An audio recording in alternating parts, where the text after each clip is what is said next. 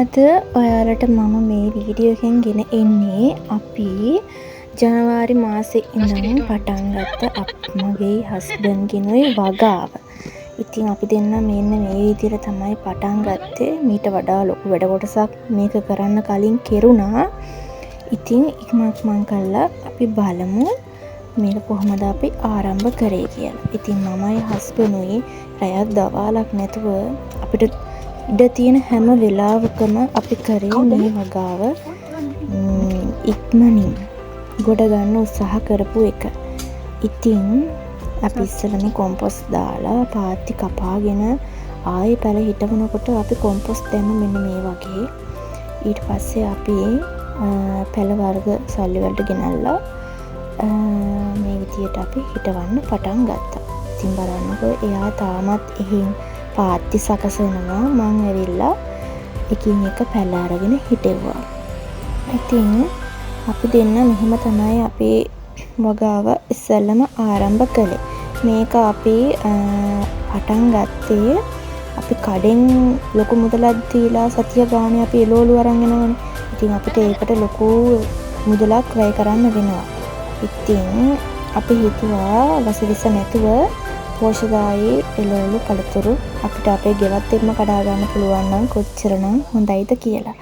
ඉතින් එයයි මායි මහන්සියක් නොබලා මට පුළුවන් විදියට ගෙදර වැඩත් කරන අතරතුරේම මේ වැඩේ පටන් ගන්න හිතුණා. එයාගේ උත්සාහය නිසාම තමයි මාත් එයාට පොඩි තල්ලුවක් දෙන්න හිතුවේ. ඉතින් එයාගේ මල්ලිලා දෙන්නත් ඇවිල්ලා අපිට උදව් කරා මේක ලස්සනට ආරම්භ කරන්න. ඉතින් අපි මේකෙන් ලොකු ආදායමක් නම් බලාපොරොත්තු වෙන්න නෙවෙයි පටන් ගත්තේ. ගෙදරට කන්න බොන්න ඕන ටික නිකන් ඉඩම් කැලේ වෙනවට වඩා හොඳයි මෙහෙම දෙයක් ආරම්භ කරන එක කියලා තමයි අපි මේක පටන් ගත්තේ. ඉතින් පටන් ගත්තේ සාමාන්‍ය දේශගුණයක් තියෙන කාලෙක. ඉතින් වීඩියෝ එක අන්තිම වෙනකම් බලන්න. ඊළඟ වීඩියෝ එකකින් බලන්න අපේ වගාවට කොහොමද යක්ද උනේ කියලා. ඉතින් ඔයාලත් පුළුවන් විදියට ඔයාගේ හස්බන්ඩ්ට හරි වයිෆ්ට හරි උදව් කරන අතරතුරේම මෙන්න මේ වගේ දෙයක් පටන් ගත්තොත් ඒක ලොකු ඉන්වෙස්ට්මන්ට් එකක්.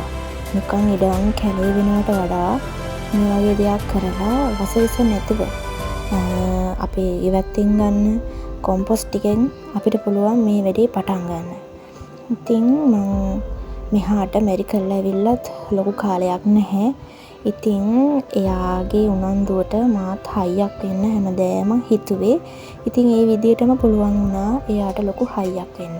මෙහෙම හරි දෙයක් කරන්න ඔයාගේ පාර්ට්නර්ට හිතෙනවා නම් ඔයා ඒකට අනිවාර්යෙන් උදව් කරන්න. එතකොට ඔය දෙන්නට කවදාවත් වරදින්නේ නැහැ. ඉතින් මේ බලන්නකෝ අපි රැයක වැඩ පටන් ගත්තු වෙලාවක. ඉතින් අපේ බල්ලත් ඇවිල්ලා වැඩ කරන දිහා බලාගෙන ඉන්නවා. එයා උඩ පැන නටනටා ඉන්නවා. ඉතින් මෙන්න මේ වගේ තමයි අපි රැයටත් පැල හිටෙව්වේ.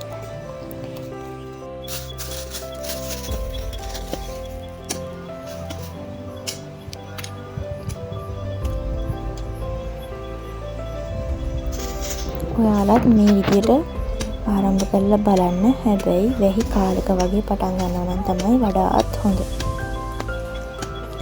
මං කියන්නේ නැහැ හැමදේම මේ වගේ වැඩ වගාවල් කරන්න කියලා. ඔයාලට පුළුවන් දවසක පුළුවන් වෙලාවක් බලලා ඔයගොල්ලෝ මේ වැඩ කරගන්න. ගෙදර වැඩත් කරන අතරතුරේම. එතකොට කිසිම වෙලාවක වැඩ පාඩු වෙන්නේ නැහැ. වෙලාවට පැල හිටවන විතරක් නෙවෙයි අපි වෙලාවට මේකට පොහොර ටික වතුර ටික මේ විදියටම දාන්න ඕනේ. ඉතින් මේ අපේ බීජ පැලවෙච්ච අවස්ථාවක මම ගත්ත පොඩි වීඩියෝ ක්ලිප් එකක්. ඉතින් හරිම සතුටුයි මේ විදියට අපේ ෆස්ට් ස්ටෙප් එකම සාර්ථක වුණා කියන්නේ. ඉතින් මේවත් මම හස්බන්ඩ් එක්ක එකතු වෙලා තමයි මේකට පැල කරේ. එයා පැල හිටවන්නේ නැහැ. එයා කරන්නේ මට පස හදලා දෙන එක විතරයි. මන්ද ඉස්සරින්දම්ම එහෙම තමයි. ඊළඟ එකෙන් අපි හමු වෙනවා.